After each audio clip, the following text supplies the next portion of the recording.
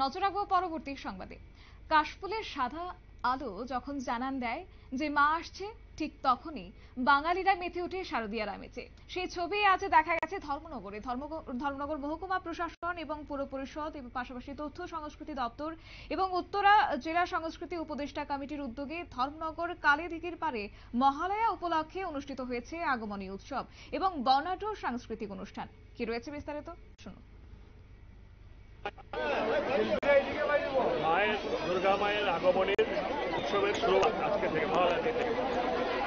বাঙালি যেখানে আছে পৃথিবীর যে স্থানে থাকে মহালয়াটাকে ভীষণ পুণ্যের মনে করে, মহালয়া প্রভাতকে আমরা সকলে পুণ্যের মনে করি। ধর্মনগরে এই অনুষ্ঠানকে মহালয়াকে কেন্দ্র করে একটা আলাদা অনুষ্ঠান আমরা এখানে অনেক দূরে করছি 18 সাল থেকে।